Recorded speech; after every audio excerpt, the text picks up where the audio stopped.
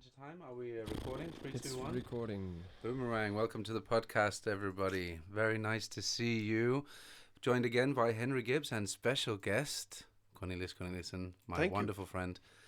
I've been looking forward very much to having you in the podcast because you are literally one of the most interesting people I know, with so many wonderful stories, travels all around the world, journalistic work, and now your new podcast also that we're going to talk about, that you've been working on. Yeah. And welcome to the Memoirquest. Thank you. Welcome. Yeah, we did our first show last week, where Henry was our guest, and we also, of course, have to remember to say hi, Jakubus. Hey, Jakubus. Hello. He's our friend, our offline friend that helps us stay on the facts. So, how's your summer going? Yeah. Summer. What are we? Yes. I guess Spring? technically late spring, but Late as far as spring. I'm concerned, summer started a couple of weeks ago. Uh-huh. My summer's going absolutely fantastic. Lovely. Yes, I couldn't have asked for a better timing for a pandemic, really. Like, it just fits really well into my scheme of things, a personal level right now. And you were able to work a little as well, right? I was, actually. So what happened is I was working really hard all winter to save up money so that I could take all of the spring off and some of the winter, some of the summer as well.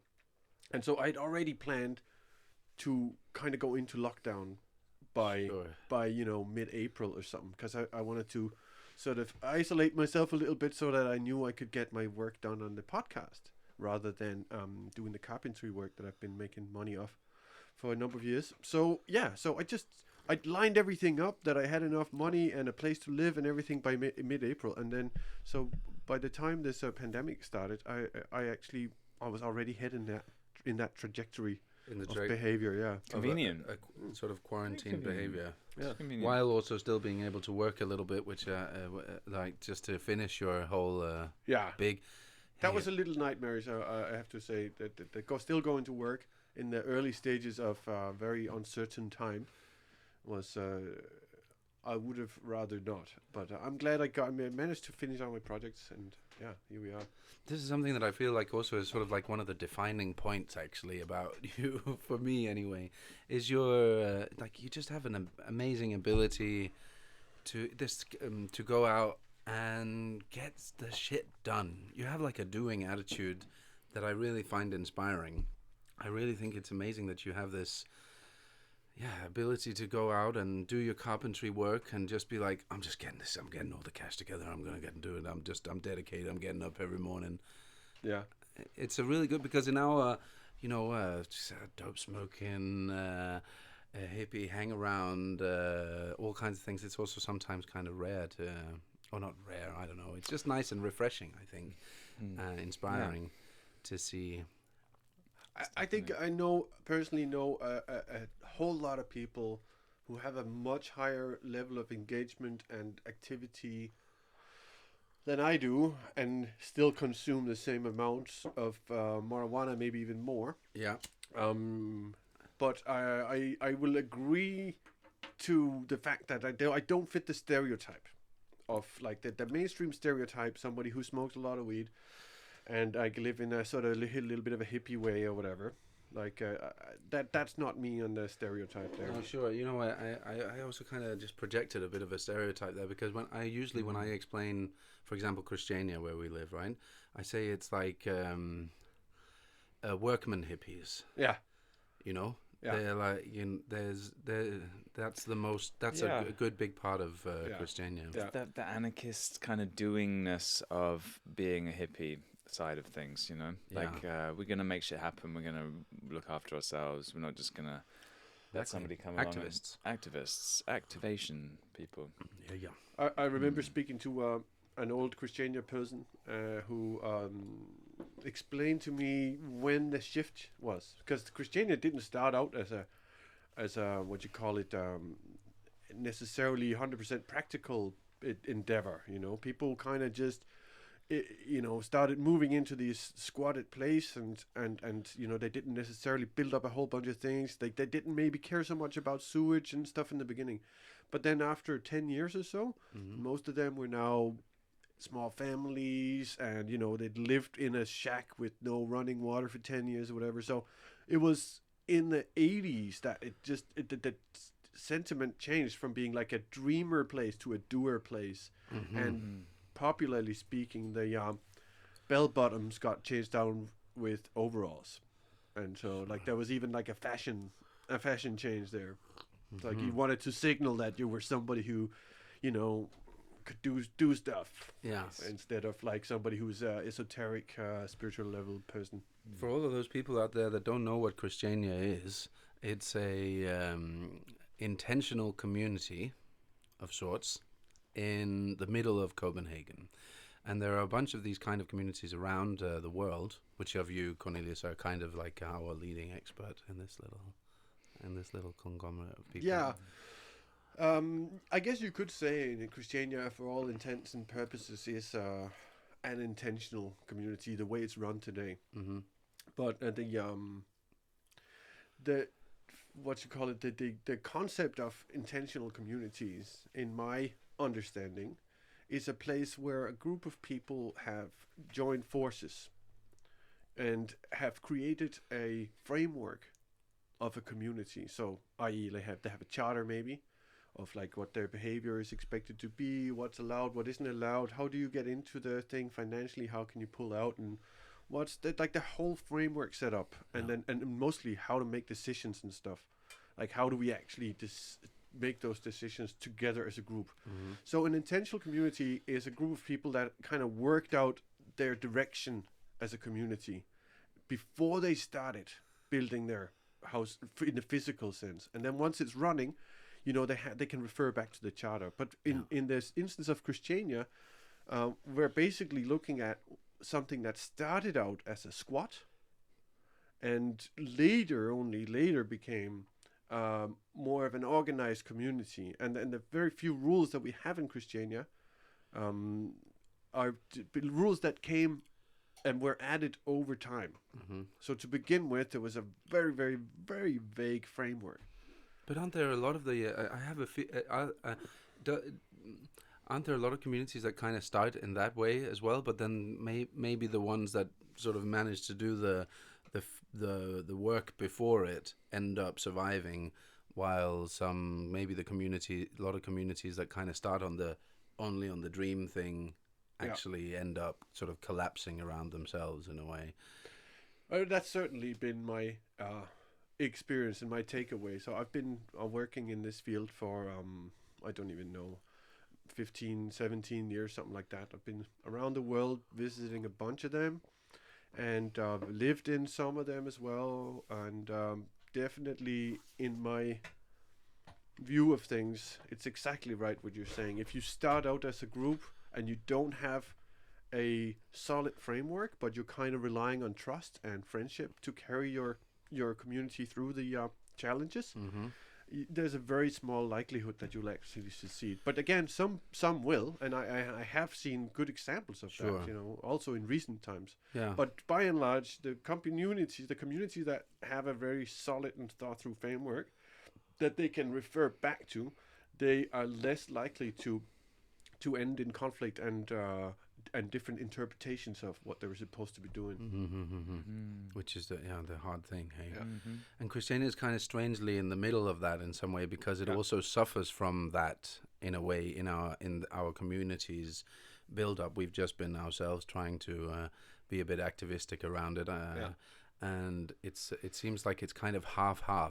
It's still got a lot of the things that are sort of like the unsaid things. This is how it is.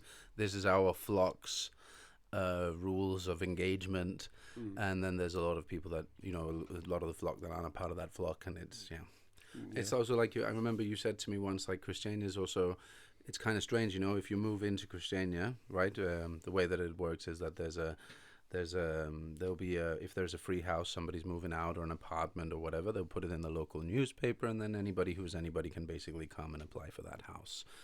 And if you are lucky enough to get that home, then nobody's going to come and give you like the little pamphlet or a little booklet and say like, oh, you're new here, here's how it works, here's how we oh, this money goes to this. When you pay your rent, this is divided into this. These people get paid for that. This is how it is there. If you want to go in and be a part of that group, these are the days of their meetings and things like that. But there is this giant structure in Christiania. I was surprised to hear Christiania pays 800,000 crowns a month just in wages. In wages. Yeah. Just in wages. And that's just the white. people working for the Christiania self-government, or what you call it, like our self-rule sort of. That's so it's an incredible mechanism that's actually working very well. Very much so, I mean, everything from also having the bank, the Green Loan Fund, that can loan you money for free if you're building with or recyclable or green materials, right? And it is a free loan, and it works. It's just a success story. I think so many things work really well in Christiania. I think if you want to talk about like where are we faltering, and where is it that we may or may not be an intentional community, kind of gray zone-y. So my take on that is, on a sort of local level, Christiania is already a very local place, but like within Christiania framework, let's say, on the local levels, all the 14 different areas, things that happen there, and the things that happen in the working commissions and the different meetings that have mandate to deal with economy and building and permissions and whatnot. Like on those levels, there's a really solid structure, and things work well, I think. Of course, there's always conflict sometimes, but by and large, the smaller meetings work well. Where we have a huge problem in Christiania, I think, is in the highest governing body of Christiania, and that's the common meeting, where everybody who lives in Christiania can participate. And then the problem arises when we have to make decisions in that highest body of governance in Christiania, and the problem is we don't have a good model for making decisions. Our model basically is a handover or hand-me-down from some of those dreamers we were talking about before, from like early days, that just wanted to get away from it all. They wanted to get away from the system, and they, of course, they needed to make another system or framework, but they just went and went with the easy one. They just went, let's all sit in a circle, and we can't make decisions unless everybody agrees. Yeah. And try and get 800 and something people to do that is just impossible. So we basically in a catch-22, because it's the tyranny of the minority. You can veto. Yeah. So it's very, very, very difficult to get everybody to agree, but it's the easiest thing to just get one person to say no. And because we don't have a good sort of theoretical understanding or praxis around decision making, our highest body of governance is de facto dysfunctional. And somehow we're still able to function as a community. Yeah. And I find that mind-boggling. It is. It's strange because there's the thing is that I at the same time this function, the common meeting, the highest governments, as being, it's just an impossible task. It feels like it really leaves a lot of space for poetry. Like it's basically that's what sometimes happens. People will go up and say beautiful things about that sort of like just sways a whole meeting, and the person will maybe say, I remember one saying like, no, I just very quietly, this woman was just at the mic and saying, a house, it's just a shell around a human, and we're not gonna get rid of any humans on Christiania, are we? No. And then it was just a ripple through the thing, and like, oh yeah, we can't do that. We do the good things. We don't throw people out. We don't do that. We find solutions. Oh, and then it goes, know. That I know from other work in associations that I've done, where you go to meetings and you have certain rules, and the whole sort of Denmark is a very sort of association country, I call it, right? We're very proud of our ability to make associations freely for anything, Love it. right? Love the clubs. Yeah, we Love love the the clubs, and I've been in a few of those, and it's then those parts they can, though that they can work, they can also be sort of like weeded out a little bit in the structural things of it, like the actual personality of a person, a fragile person, that doesn't always or maybe I'm wrong, but sometimes in certain structures they'll get lost in it, and so it's like I can also it is mind-boggling that it even is able to work, and even I also go there and I get disillusioned from my community. Yeah. Terribly, Yeah, right? happens. I'm like, oh my God, no! Why did that guy say that racial slur? Yeah. It's just, I'm like, Yeah. you can't go up. What is this the guy? Oh shit! It's like I lose ability over it. So it's such a strange.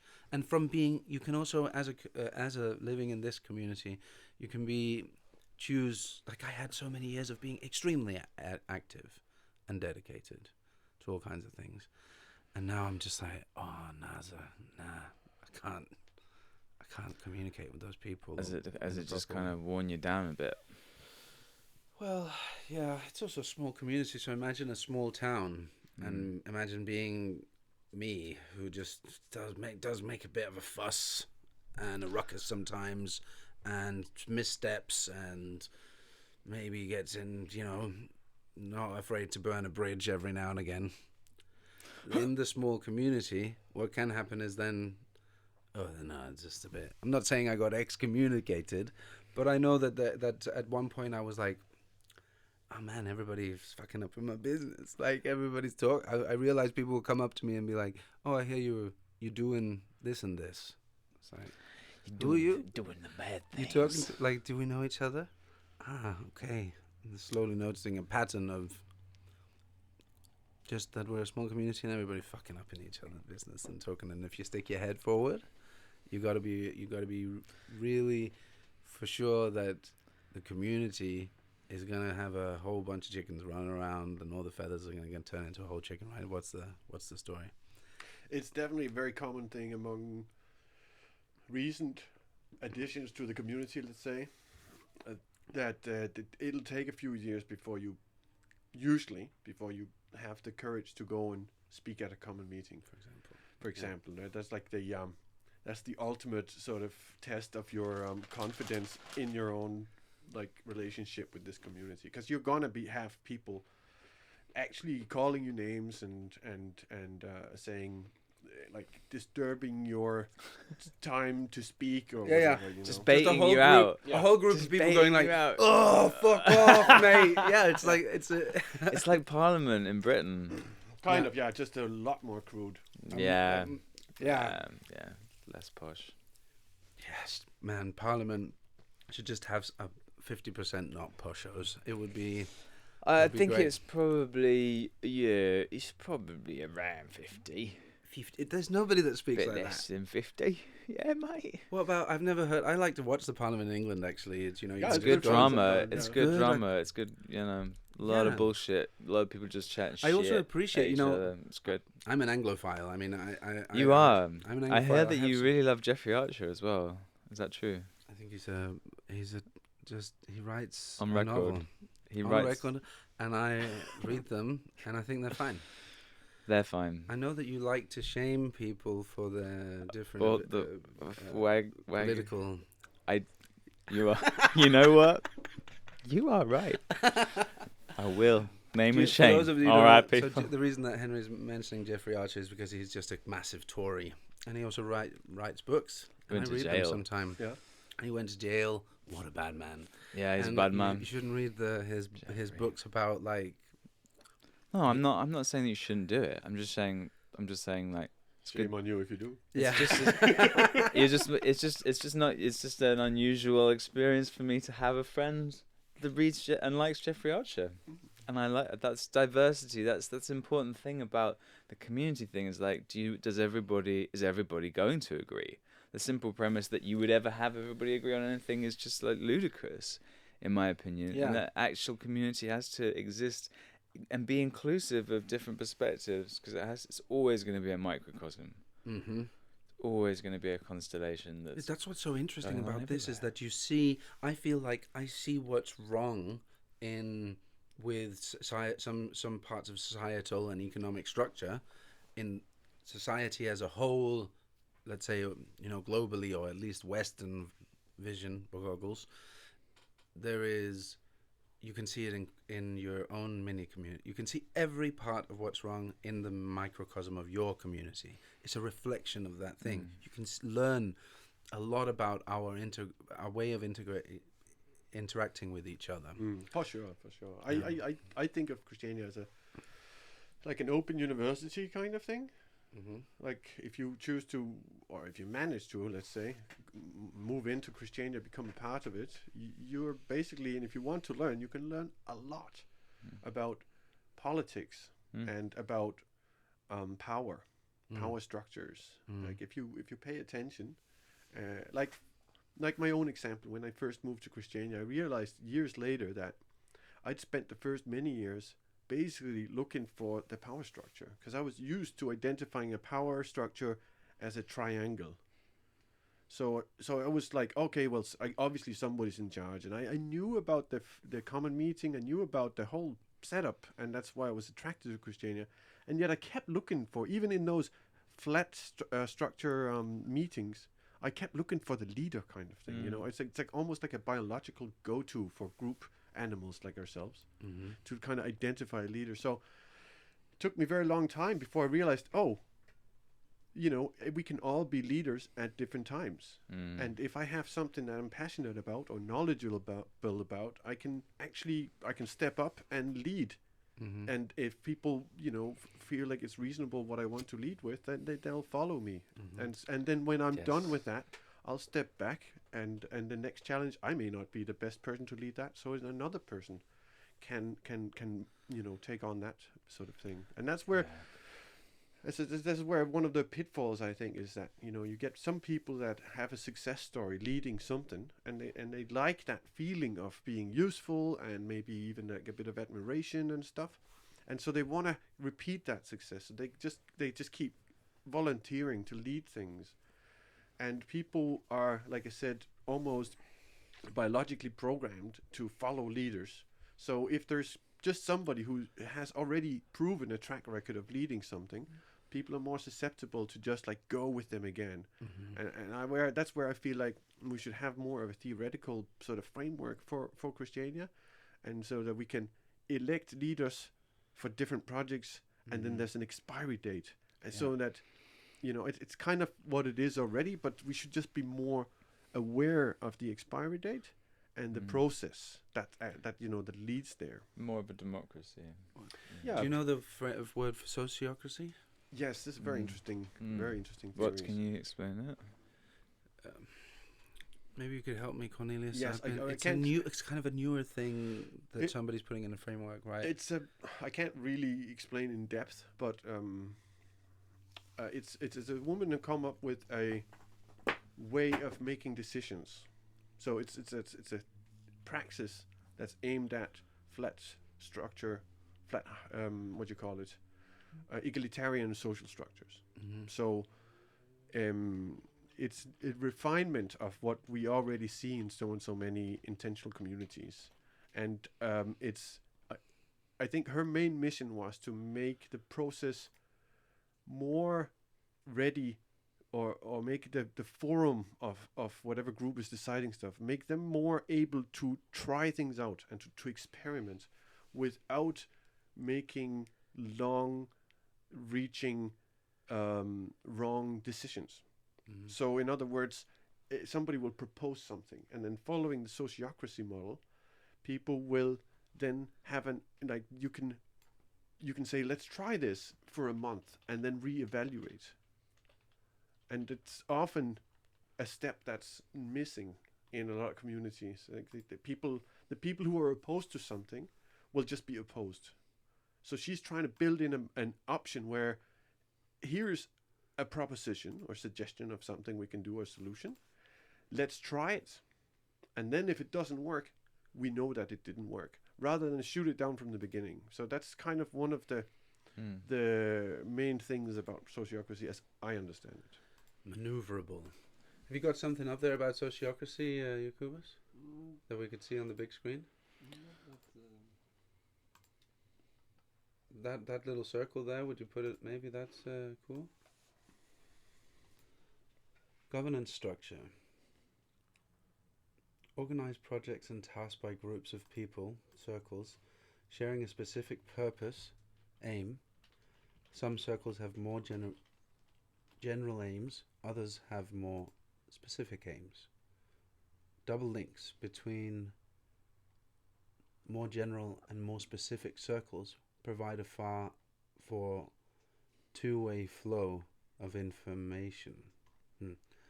I'm not doing very well on this one. What I'm understanding is that it's like, and this is also a model I've seen naturally occurring in a lot of communities, where you designate a smaller group to put their brains together and come up with a proposition or suggestion or whatever. And then they can take that to the bigger group, who will then give some feedback to them, and then they can go back and work. It's like a... Yeah, and also it seems that it's also explaining, this is something that I got away from it, which is also you elect the people who feel the people who feel like they're good in a group, in whatever they have something to say about that, but then also creating links between the smaller groups. Yeah. That then be able to make their group better in their research about what it is, because they can get information from the other. Kind of sounds like a think tank or something. Totally. Like I'm glad you mentioned this, actually. I should be looking more at this. Yeah, it's very interesting, I think. So sociocracy is the whole system's approach to designing and leading organizations. It is based on principles, methods, and structures that create a resilient and coherent system.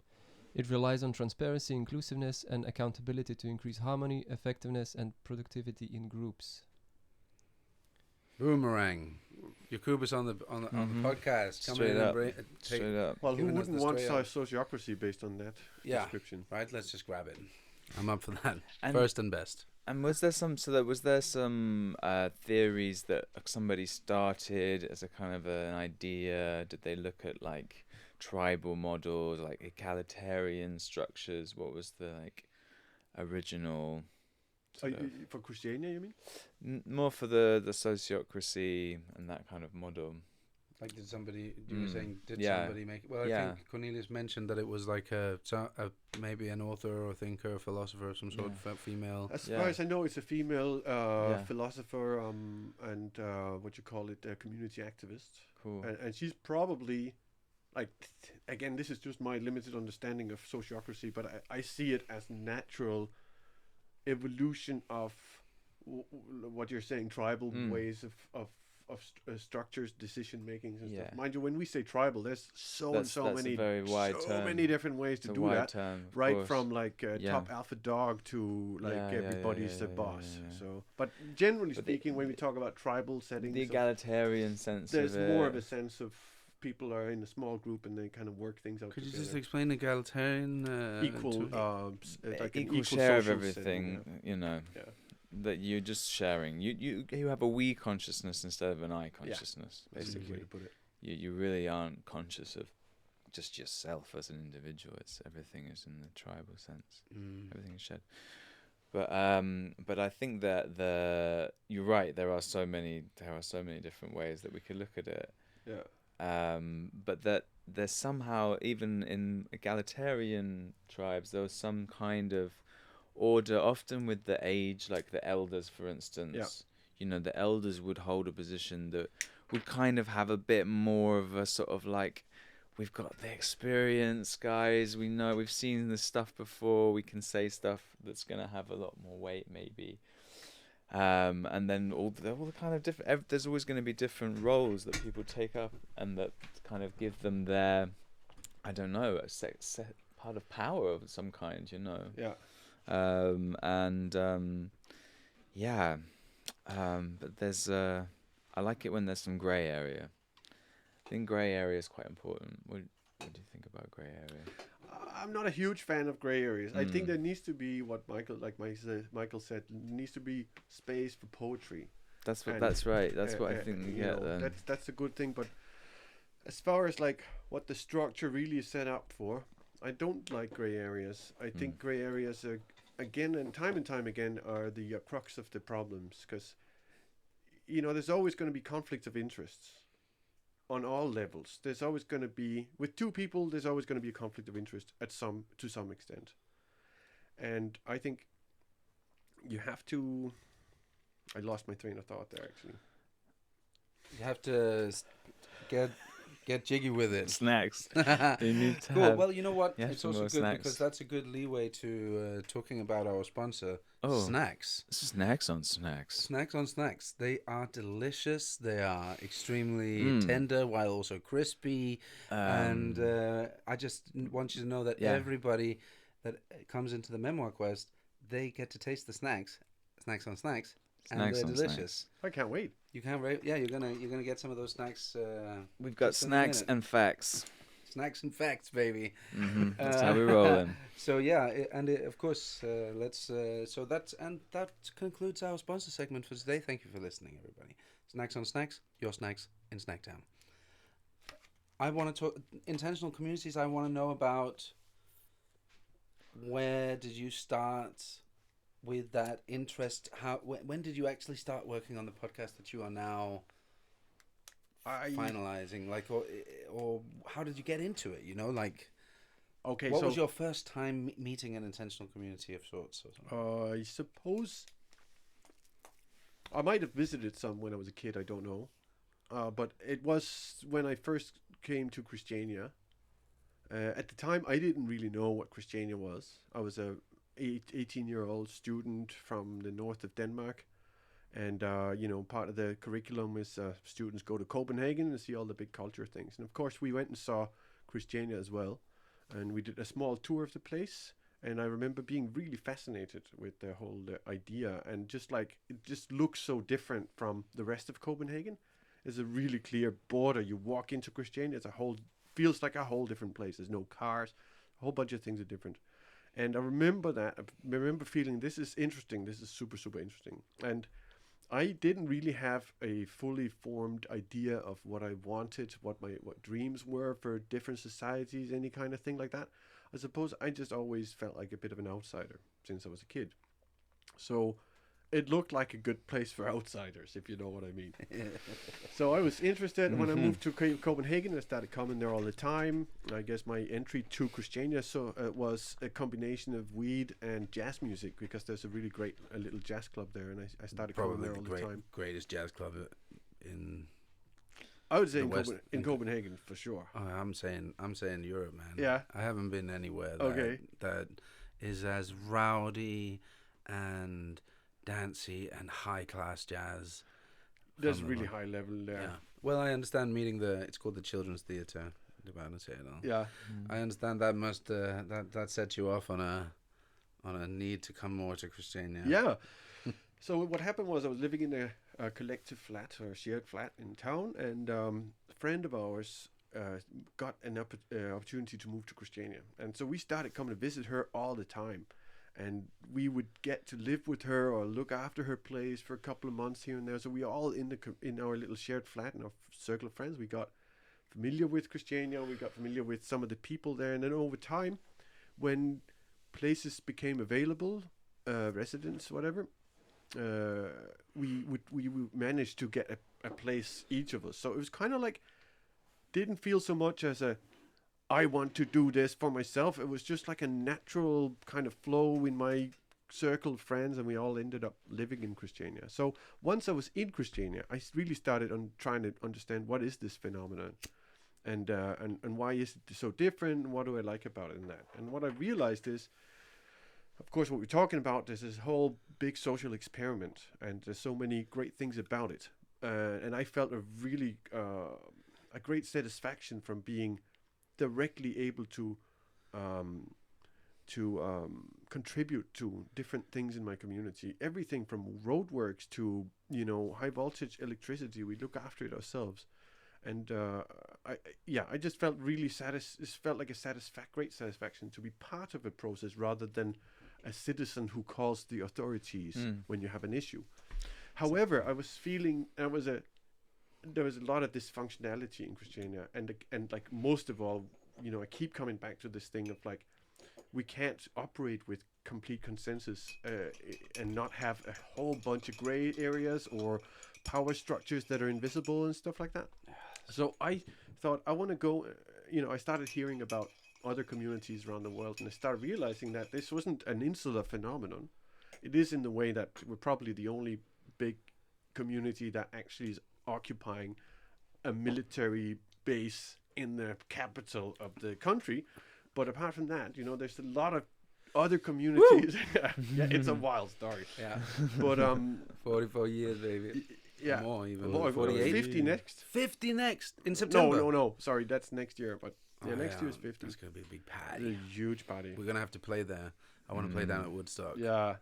Definitely the most rowdy bar I've ever been to in the world. Also, there doesn't exist a more rowdy bar than that. Yeah. Sorry, just pumping Christiania a bit there. Yeah, But you we love that place. yeah. Anyways, yeah. So I started looking around, thinking there's got to be other places where they're doing a better job, or maybe I can go other places and see they're not doing a better job, and then I can feel better about the fact that we didn't develop the better way or whatever in Christiania. Either way, I'm also hugely passionate about traveling, so it was a kind of a natural progression for me to start visiting communities.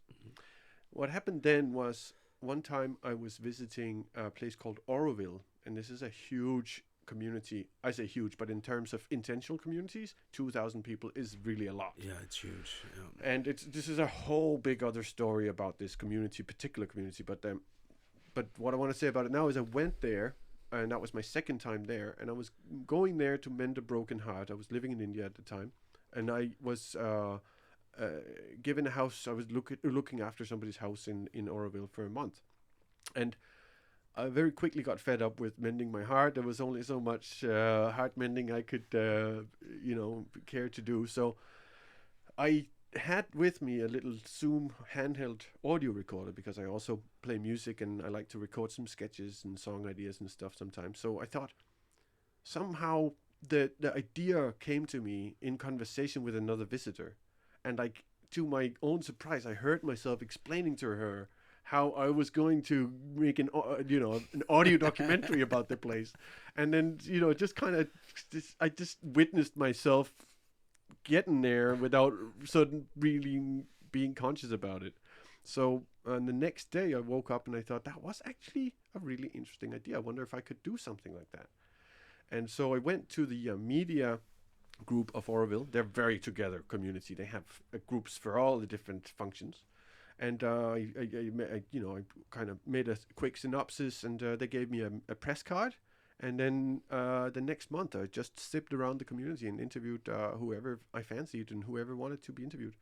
And that was the beginning of my podcast.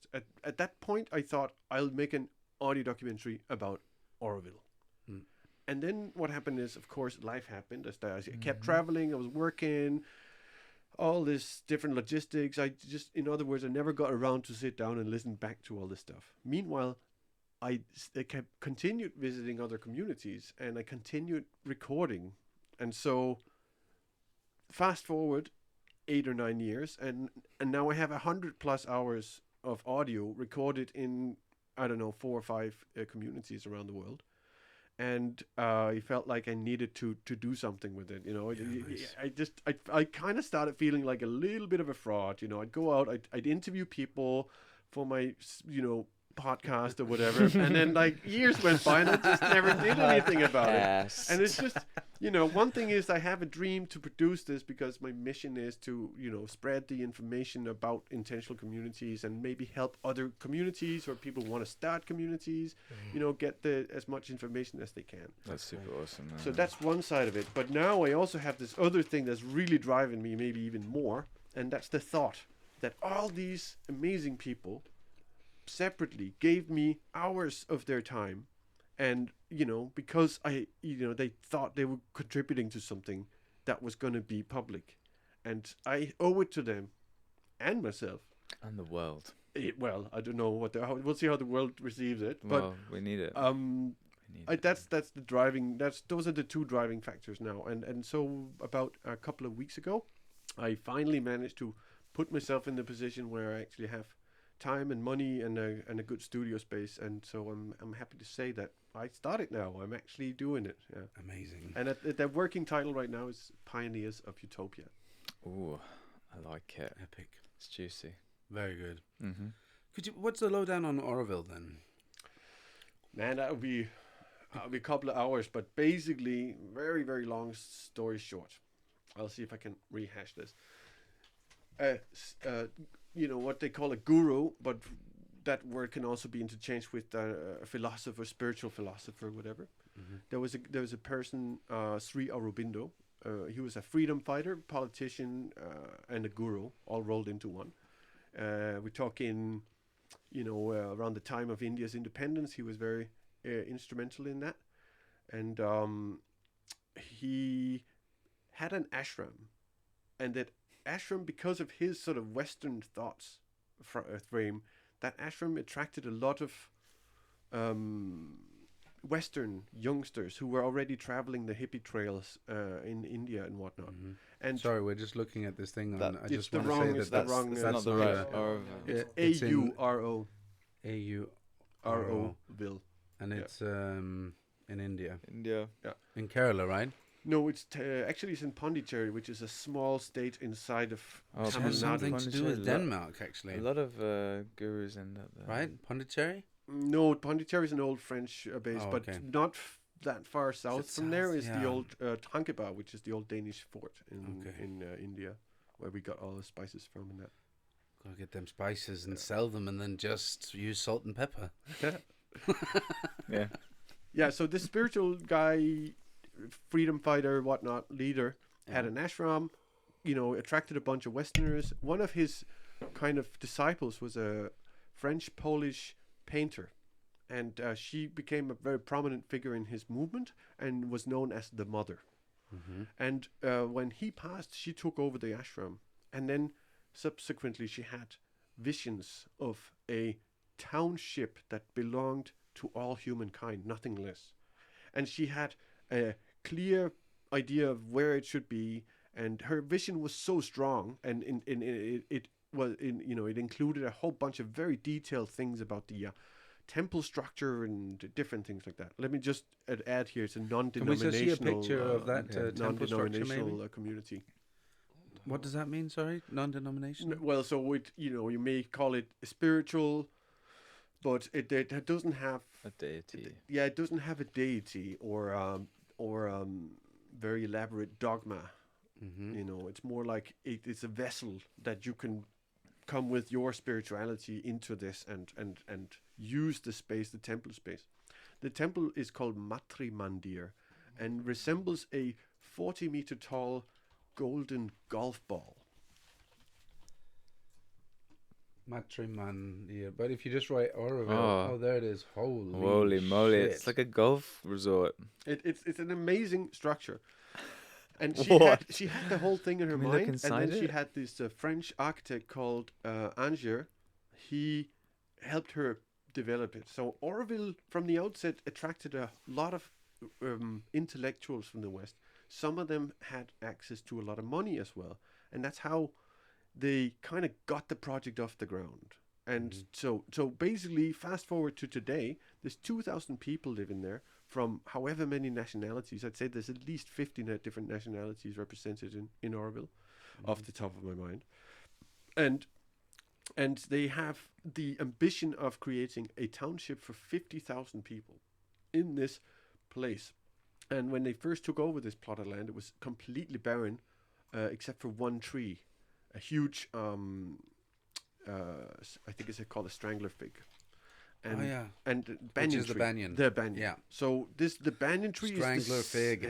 is the center of the community, together with this temple. And then there's these concentric circles from there, and they want to basically have a big round shaped circular-shaped community with 50,000 people in it, and they so far turned Wow. almost like a desert area into a really lush area where they I think if they really wanted to, they could be self-sufficient. And so still the podcast isn't set up yet for it to be able to show our viewers and listeners the images. I just want to... Henry Gibbs is just going to explain what he's looking at. Well, yeah, I'm looking at this aerial view of the big golden orb that is the centerpiece, and some amazing land art. No, it looks like sacred sacred geometry. Crop circles. Yeah. It looks like crop circles. It's the same kind of thing, that you would see, but it's all very beautiful, sacred stuff. I mean, they've really Green, like gone. you can They've see really this- gone all out. You can see this deserty area that has just now is completely green. All a big garden shaped into... It's like a big eye from the top. Yeah, and that golden globe in the middle. So that's the temple, this golden sphere. Yeah. And what does it look like inside? Very different from the inside. You enter from the bottom of the construction, and then you come You up. mean you go downstairs? You go downstairs, and then you come up into the sphere from the bottom, and then you go up these really beautiful staircases. Whoa. Is that it inside? That's it inside, What and the- in the middle of this sphere is a huge marble-clad room, and it's totally white. There's not a sound in there, and in the middle of this room is That one. the biggest man-made crystal ball, and it was fashioned by, I think, the same guy who made the Hubble telescope lens as well. So so from the top to the bottom of this construction as well is a duct, a channel that can, the light comes through. So the light is shining through the top all the way Hits- down through the building, and hits- in that process goes through the crystal ball, which then lights up the sort of inner sacred room in the middle of the thing. It's a remarkable place. I've been in there a couple of times. They do these kind of, I'd nearly say guided tours, but basically there's a guide who shows in one group after the next, and then you get 15, 20 minutes, whatever it is, to sit and meditate and do your own thing in silence. Please. My God, anybody, what do we... Could you say the name of that temple again? The Matrimandir. Matrimandir what does that mean? temple. I'm Google it. actually not sure. Get it up on your Google.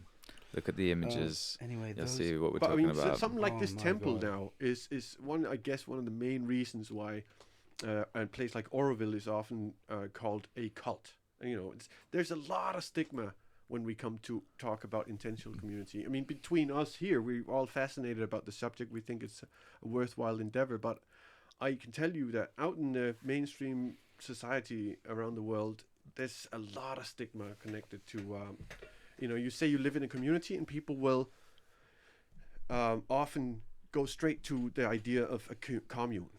And especially they'll think about the communes that their parents failed to sustain when they were young. And, the ones that produced all this strife because there was a, open relationship going on and they were just experimenting, blah, blah. Everybody knows a story like that. And so that's very present in the, what do you call it, in the communal consciousness in the world around places like this. Yeah. What else have they got going on? So they got this temple, and how does people come to live there? And Yeah. do they work So the there? process of coming into Oroville is very detailed, and this is one of these places that managed to survive, those more than 4 decades. And I think because they have a very clear charter about things, and they take very seriously the decision-making processes and stuff. So to get into Oroville, you first have to be interviewed by a panel of Orovillians. And so Oroville already has a group designated to deal with new residents. And so they'll interview them, they'll see, do you fit in here? Or you might just give them a chance to try it out. So what happens then, you get a year tryout. There's some money involved too. You have to put in a certain amount and to be part of the community, and I think you get that money back when you leave, but I'm not too sure about the details there. But all I'm saying is there's a really detailed process. Like everything is thought out. So you get a year probation, let's say, when you get to live in a house. You don't have to pay for that house. you pay rent or whatever, but you don't have to buy a unit to start with. You just stay there for a year, and then once the year is over, there's an evaluation process, and that is really careful and again a very detailed process where there's checks and balances, and you talk to the right people, and all this information gets condensed and put into a clear version and presented to this board, who will then approve or disapprove of you moving in. And I think most people, but this is just me guessing, I think most people who go through the year will be accepted. But of course there can be issues, and I suppose they want to have that year so they can see, does that person have some like usurping tendencies, want to take control, or do they have a blatant disregard for the way we run things or whatever. So there's like a safety kind of, they get a year probation. Yeah. So sounds like nice actually, also just for the other recipient, other person who's moving in, to also be like, get out. Be like, I'm here to just learn about what this is, and if it's making me uncomfortable, no worries. Yeah. Yes, but I also think it's definitely it's a tough thing to go through that one first year. Based on people I talked to who went through that process, I think it's a time where you may feel watched a lot, and that may or may not be true, but like in your own mind, you're constantly checking yourself. Oh, am I good enough? Oh, did I say the wrong thing? Are they gonna yay me or nay me? When it comes to it. So I think that first year is probably can be quite taxing for a lot of people. Yeah. Imagine that. Yeah. Interesting place. Very interesting. Indeed. Very They're interesting in a lot of ways. Also because like most of the communities I've explored are Western communities set in a Western country. And Oroville is, last time I checked, it was about half of the residents there were Indian, and the other half were from abroad. So it is a very much a community of Western ideas and thought, but it's based in India, and it contains obviously a very, very large sort of part of it. It has a very Indian flavor to it. Mm-hmm. So it's an interesting place also because they have, like I said, they attract a lot of intellectuals and people with like what you call it, long educations and stuff. So from the get-go, they've had a lot of people that are able to collect statistics and like make up detailed plans and think things through with the theories and stuff. Where a lot of communities, they are very focused on the here and now and the practical side of things. In Oroville, from the beginning, they set out to be able to track the progress of the community over the years. You go to the town hall and you'll have access to all kinds of amazing information and statistics of like the different professions, the incomes, a whole bunch of things that really help you as a researcher in the field. The transparency on these small communications, I guess, are very important. Because have you heard about the Rajneeshpuram? It's the intentional community in United States that failed. Is that Osho's? Osho. Oh yeah, They yeah. followed Yeah. by Osho.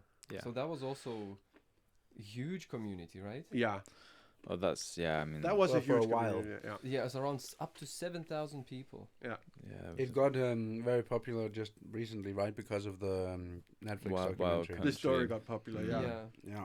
Yeah, I would actually really recommend that if you're into seeing the different pitfalls of a let me just add a very top-down controlled community. Then that definitely go and watch this series called Wild Country.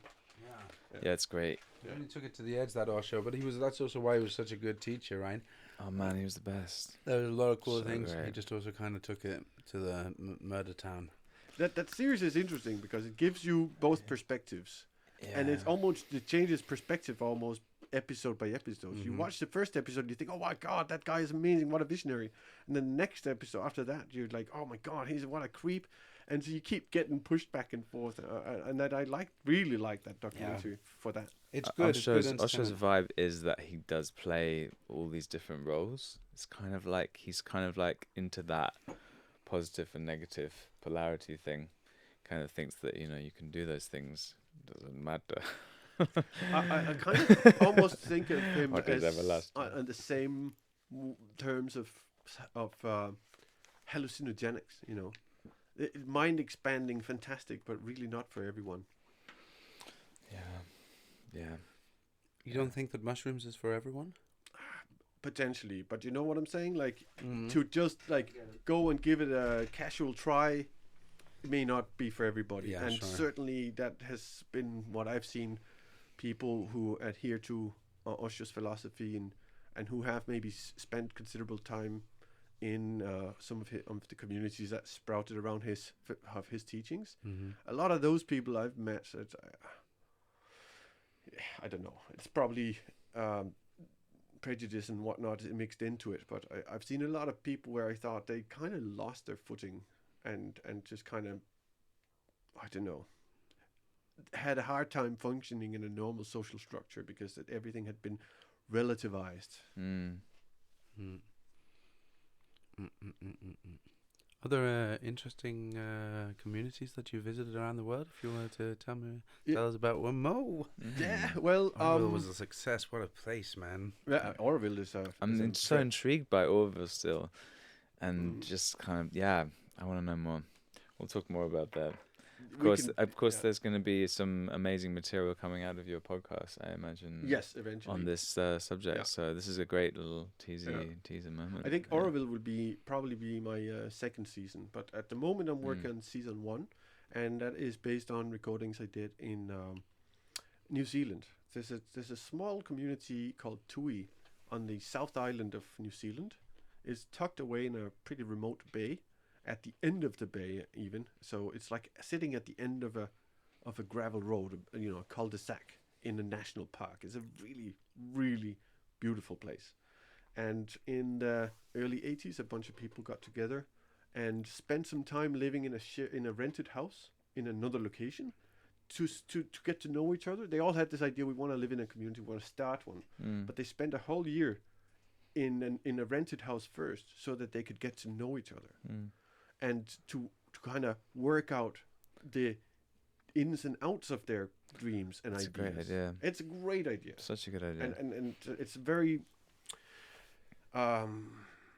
it's just a really decent way of doing it. And a lot of people don't have the option to do that when they move into a community. Or they don't feel like they have the time. Or they many people may just forget that step and think, oh, well, let's just go make the community and then we'll work it out. But these guys started in a different place, like in a step before that, and I think that may be one of the reasons why they're still around. And they're coming close to 40 years now. This is also they call themselves the name of it is Tui Spiritual and Educational Trust. So in the name of the place is already spirituality, and but at the same time, again, it's a non-denominational community. They don't have a dogma or a way to follow. The reason they put spirituality into it, to me, seems to be more to acknowledge that it's a place that focus on personal development, and that you, as a person, when you move into this place, should be willing to look at yourself and work with yourself and try and work out some of the issues you might have that are in the way of a harmonious community. I totally get that, man. Yeah, I get that. I'm going to start after work. When you do the work, when you start going deep on work on self help and work and things like that, you start getting. You can't hang out with people that don't deal with their shit. That's my experience anyway. It's not that I can't hang out with them. I'm just saying, like, it just becomes a bit like apparent in a way, and living with it is very hard. It's the living with part, and making decisions and stuff. If you have a framework that's has some clear rules, but there's also a lot of time set aside for expressing personal opinions. There's like they're kind of they go very slow about making decisions sometimes, because some people might be apprehensive. Then they'll just say, okay, let's talk about more about it next time we have a meeting or whatever. And then people get a chance to wrap their head around new ideas and stuff like that. Yeah, and talk outside of the meetings and things like that. Yeah. And have but if somebody's like really is really adamant to make decisions in the here and now, and then they just start bullying people who have apprehensions, even though it's really annoying sometimes. You're maybe 30 people all agree to do something, and then one person is like, I don't feel comfortable about this. Part of you would want to just overrule that person, but like in their system, they have it so that, okay, well, let's wait a little bit. We need to make a decision, but we'll just give it a little bit more time. But if somebody is then just totally adamant, we need to make decisions now, and start bullying those people, those are the kind of people that are really difficult to include in a process like that without having them destroy it, basically. Yeah, we got a lot of bullies on Christiania. Christiania is rife with that, and again, I think it's because we don't have a very clear method to making decisions. It invariably ends up being whoever can shut the opponents up.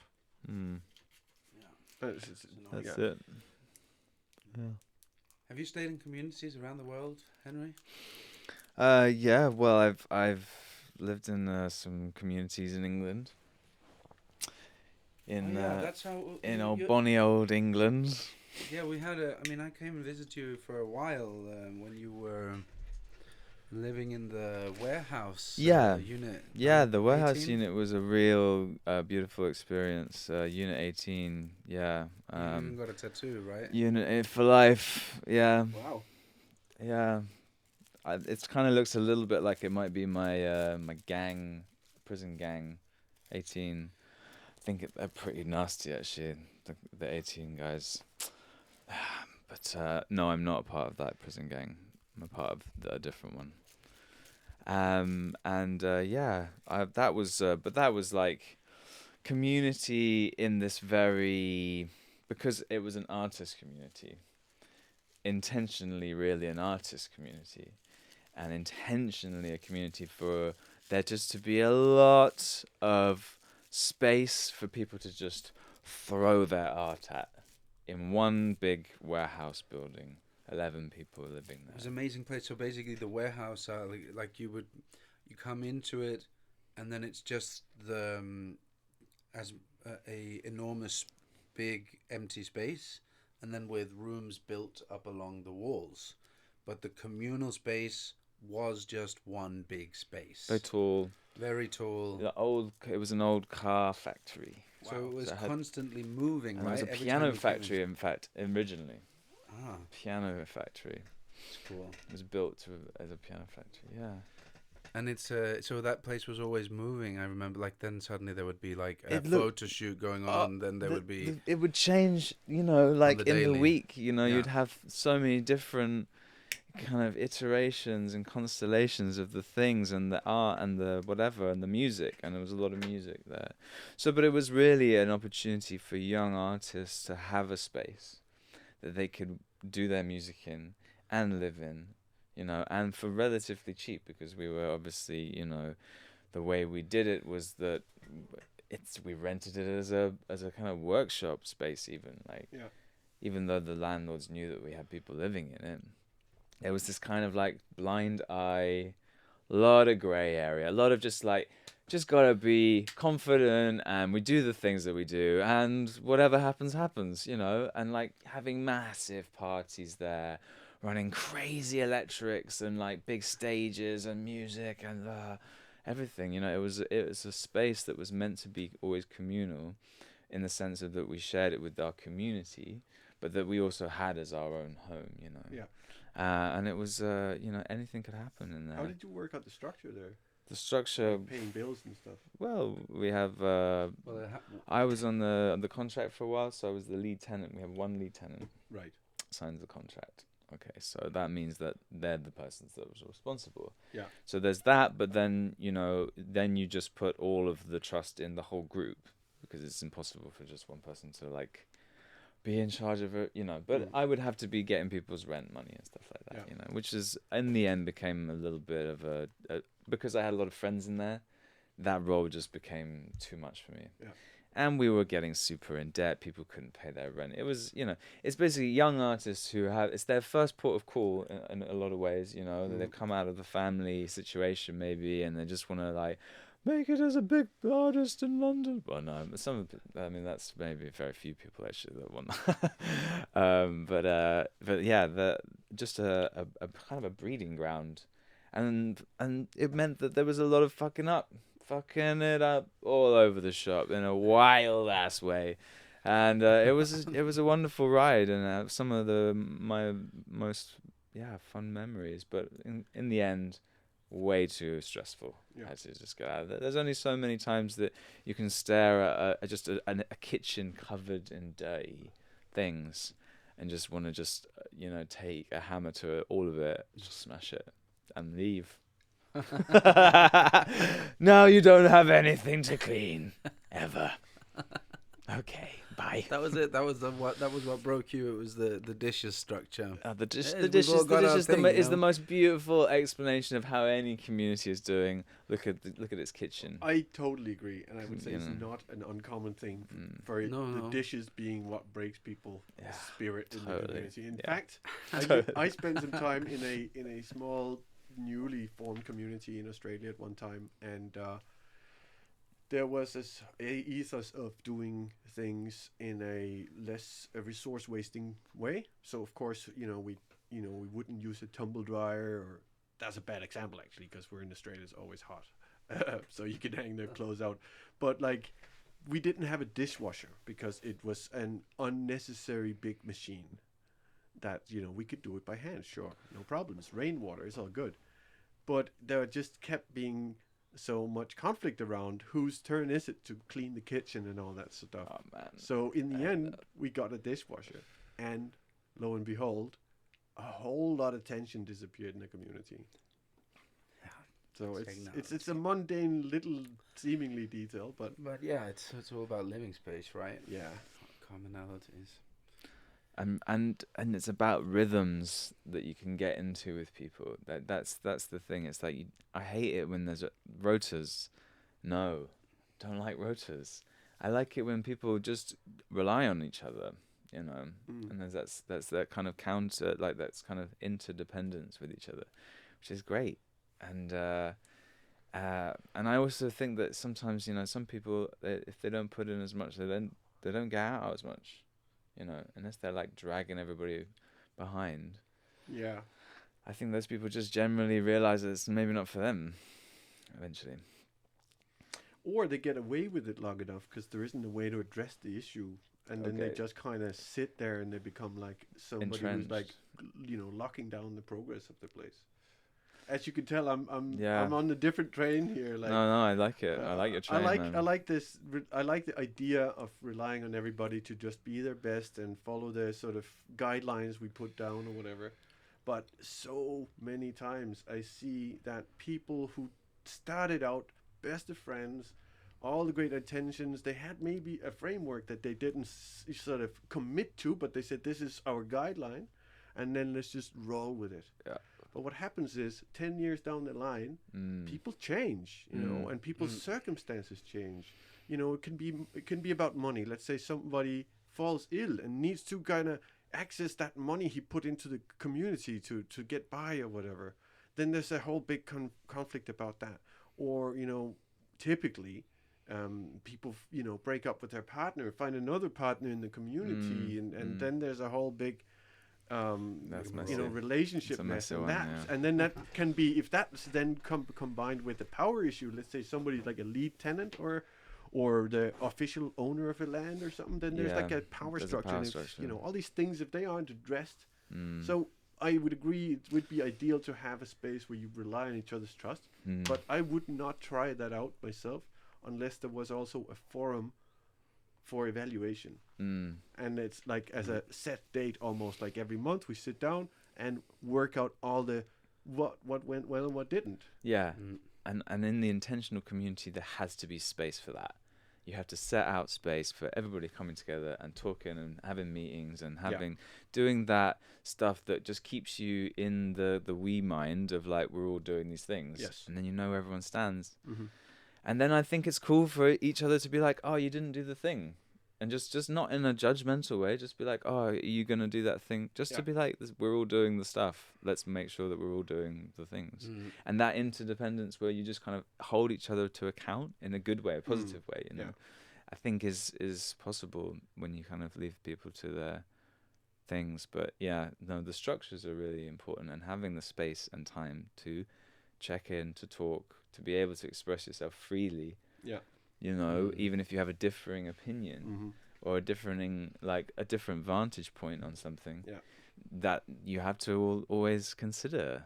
And there's it's probably one of the biggest challenges, really, to live in a from living in a community, is that checking your own ego. So when there's a meeting, like you know, a lot of us like feel passionate about something, whatever, and we want to just interject because what you're saying is not true, but you know, you got to let that person ramble on until they're done. Talking stick. Yeah. Talking stick. Talking stick. And again, back to like the inspiration from the tribal days. I think that was what Christiania people did back in the day, when they just said, well, how do we kind of meet and stuff. I think they were very influenced by North American spirituality and the idea of the talking stick. And the idea of the talking stick, by the way, is that, you know, you have a symbol, can be a stick, can be whatever, rock, anything, an object, and whoever holds the object has the speaking time. So, and then once the object is passed, there's a very tangible way to see who's talking now, you know, and to know, okay, it's not me. And to listen. Yeah, totally. Yeah. Listening time. Yeah. It's very time consuming living in communities. And for people who really loathe meeting and stuff, it may not be for them, unless they just totally lean back into the collective will and say, actually, I'm just happy with whatever you guys decide. You know, a lot of people feel like that as well. You know, they have a very, they have a very specific sphere of interest or whatever. And so the rest is fine. You know, and I think, now I'm going off on a little bit of a limb here, but I think a lot of people also, how to put it? Nah, that's fine. It's a long subject. I can talk at length about this, and sometimes I get lost in the intricacies of.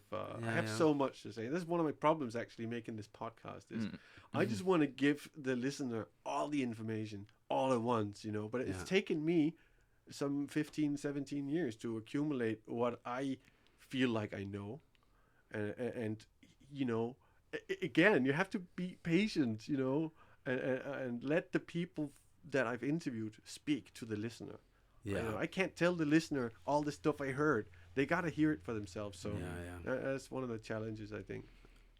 Definitely, I could imagine. Well, let me start you off on another tangent then, because I do know some other things that I think are super, that I'd love to know some more about you, your travel and endeavors. And one of the things that I'd like to ask about is your time working as a journalist for a Tibetan newspaper. Is that correct? Yeah, that's true. Yeah. So this is in Dharamshala, North India. Where the Dalai Lama is exiled to. Yes, and has his permanent residency. That's his permanent residence. And also there's a whole Tibetan community around him. Sure. So I moved to India with my then girlfriend, who wanted to attend a school in this little town. That's how I ended up there. I wasn't particularly looking for a Tibetan. Seems like a theme, actually. There's some kind of theme that brings you to places. The heart. Somehow. Either mending it or fixing, or fixing to break it. Well, I was obviously intrigued about the place because of the Dalai Lama as well. But it was more a thing of like, I was in a point in my life where I just paid off all my debts, and I was kind of like looking to go explore, but I didn't really know where to start. And my girlfriend said, well, I want to go and attend this school in the Himalayas. So I went with her, and we quickly separated after reaching this place, but I liked it so much, and we were at good terms anyway, so I decided to stick around for a bit. Like, I didn't have anything better to do. So I did, and I saw a notice board where they were looking for a proofreader in the English language proofreader, and this was for a Tibetan news media. So, you know, you understand that around on the notice board, Love it. Around the Dalai Lama is the whole the core of Tibetan exile community. So that's the exile government. They now changed the name to, they call it the Central Tibetan Administration, but it basically is the government in exile. Mm-hmm. And so they have a parliament building, they have all these NGOs, and like this is the hub of Tibetan culture. Mm-hmm. And I, there's everything happening there has some kind of reference to Tibetan culture and whatnot. So I just kind of happened on this place. I went with this volunteer position. Yeah, let's do it. I didn't know much about the subject. Quickly, I realized that they needed more than just a proofreader. They needed an English language journalist as well. And so I started doing little news stories for them. This is my first real kind of work as a journalist in that news media sort of setting. So you gotta trail the internet. Every day I just scour the internet for what's Dalai Lama doing today and what's he doing tomorrow. What did he say? That function. There's a lot of that, but also like the different developments with the Chinese government, all these different things. And I got really into it. And at the time I was also working as a tour guide for a Danish company. So I'd go every so often. I'd take the bus down to Delhi, pick up 30 pensioners and take them around the loop. Go to Taj Mahal, go to Varanasi, all the hot spots, and then I'd make my money in a week, and then I'd go somewhere else typically, and explore that before I went back home to Dharamsala up in the mountains. So when the Dalai Lama escaped Tibet and came to India, he was allowed by the then Prime Minister of India he was given 42 places, I think, 42 or 46, I can't remember, places where the Tibetan refugees could settle. And thousands of Tibetans were coming over the mountains through Tibet and still through Nepal. And they still are to this day. I mean, just when I was there, this is now some 8-9 years ago, whatever, some part of my job was to interview newly arrived refugees, and like the harrowing stories I got from people telling about how they left people behind, or frozen limbs, and people shooting at them, hiding out for days, no food. Just like that was one of the points that really drove home the point to me of like the plight of the Tibetans, and like that, because I could read all about it, and it's all kind of abstract. I'm sitting in a really nice place, handling all this information. But when I met people who just come out of the Chinese oppression and worried about their families back home because they were targeted on account of something they'd done as an activist or whatever, those kind of experiences really drove it home. And yeah, so back to the thing of all the different settlements. Anytime I'd go around India, I'd find a Tibetan settlement. I'd find out where's the nearest one. So I also became the traveling reporter for this news media. And so I'd go around and I'd find the Tibetan communities. I'd go around and interview them about, what's your thing these days? What's your biggest thing? And I'd talk to community leaders and sports groups and whatever was going on. It was a fantastic time for me. Felt like a really meaningful thing. And to me, it felt like very much like a small niche thing. It was like a volunteer position. It was like a way for me to just try out different things, and in like a safe space. That's how it felt to me. But over time, I realized that, because everything I wrote, mind you, there was other journalists on the paper too, but I was the only, at the time, the only English-speaking journalist. Everything I wrote was translated into Tibetan and into Chinese.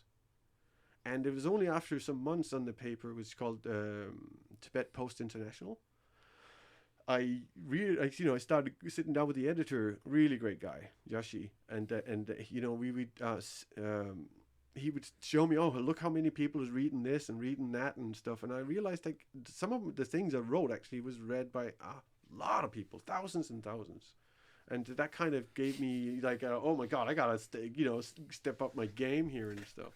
So that really kind of, it was a bit of a game for me, or let's say an exploration, but I felt like I had to become more of a legit journalist, So I started wearing a suit when I'd go and interview some of the the politicians and stuff. Also, Yeah. out of respect, you know, this is a Sure. fledgling government. They're only just trying to keep the semblance of some kind of power, you know. Mhm. They're basically in exile. So, you know, I thought, I'd give it the best shot. So, I comb my hair. I had short hair back then. And it was a wonderful time, and also really eye-opening, like, Mhm. in a lot of ways. What did you learn? Well, I learned that China has been oppressing Tibet and occupying Tibet in a really hardcore way for more years than most people realize. You know, this goes back to basically 30s, maybe even 20s, when the Chinese were first starting to get in there. I also learned that Dalai Lama is the head of Tibetan religion, Mhm. Buddhism, whatever. But he also used to be the political leader. Mhm. And his whole mission in life has been, well, he's got a lot of missions, but one of them, as far as the Tibetan politics goes, his mission is to move from theocracy, which is what it was, where the top dog is basically half God. Mhm. And so the whole is like spiritual, it's religion and politics all rolled into one. And his mission from when he was kind of given the job of Dalai Lama, or took on the mantle as a leader when he was 16 or 17, something like that, from the outset wanted to democratize Tibetan society. Mhm. And so it's one of those incredibly rare instances of a ruler so benevolent that he works to depose himself. Yeah. And it just so happened that at the time when I was working as a journalist in Dharamshala, there was an election, which is a really interesting phenomenon, like an election for a diaspora, for a bunch of refugees. They can't vote in Tibet, but they got Tibetans living all over the world, and now they have elections to elect the exiled government. So this is like a worldwide election, Wow. and Tibetans all over the world are casting ballots and counting the votes, even if there's only 8 people living in whatever country, like they have a community, they report back to the central administration, and they collect all the votes. It takes months, because Wow. sometimes they got to take a ballot box on the back of a donkey all the way to the top of some mountain pass and then back again, Yeah. and it just take a couple of months to collect all these votes. Anyways, during just in the election campaign, which was very cute because they only have one political party and several contenders for the post as a prime minister. But in this process, leading up to the election, the Dalai Lama suddenly and very unexpectedly announced that he was going to step down as the political leader. And of course, that, for him being top dog, that was entirely his decision to make.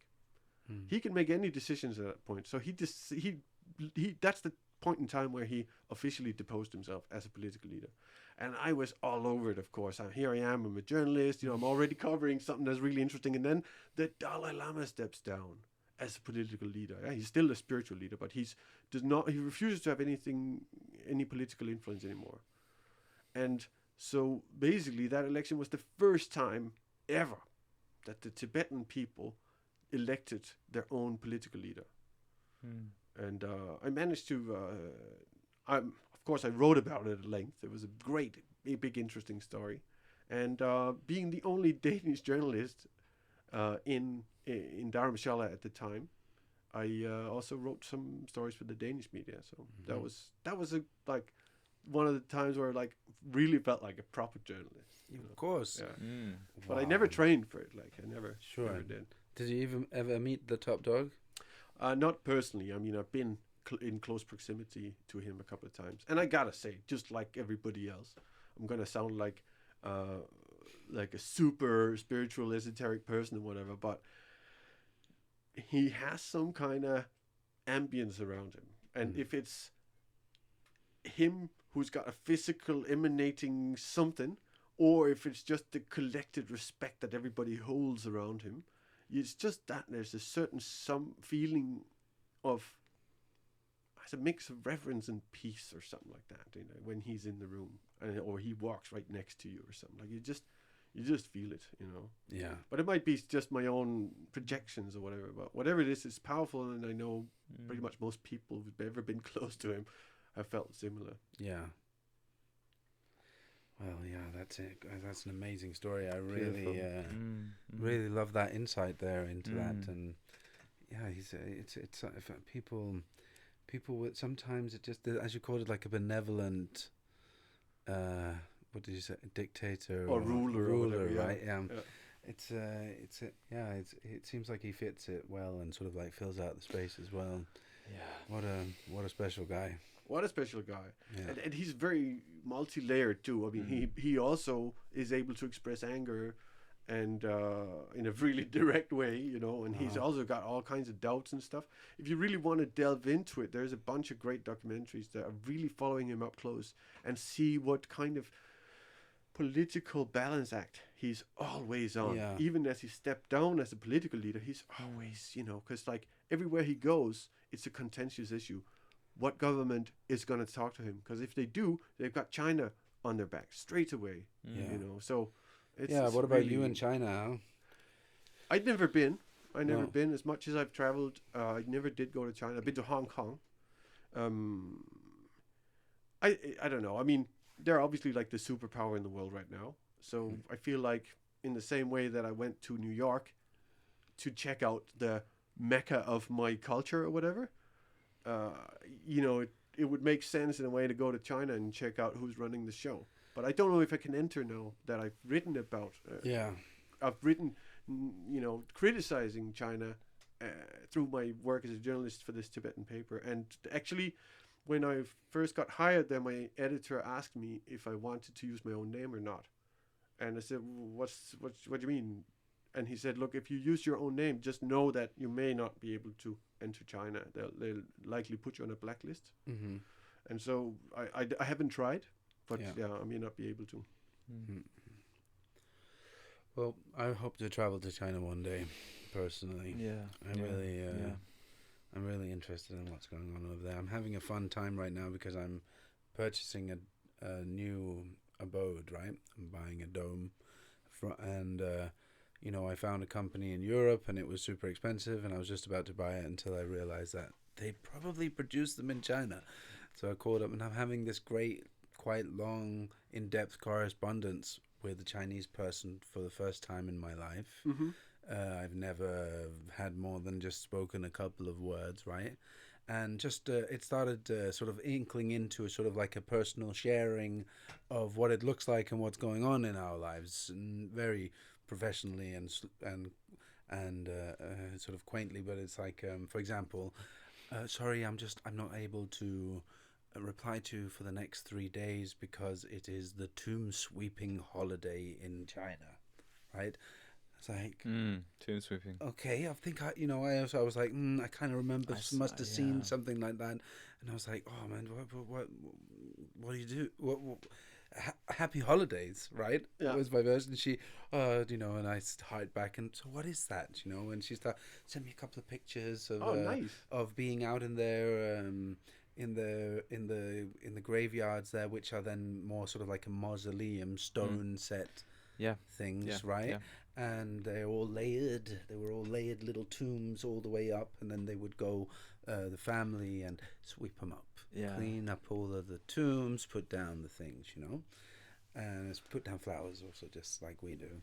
But and they do these, sweeping, do these like they all stand together and say prayers in these like in unison and bow and say things together, and like they do ceremonies. They eat a little food and then they give a little food, burn a little incense. Yeah. It's all about the little spirits of the mausoleums, or the little things that take care of it. The little that's right. that you leave little sacrifices. They're just making little contact with the little elementals around. These little the little spirit figures. So cool.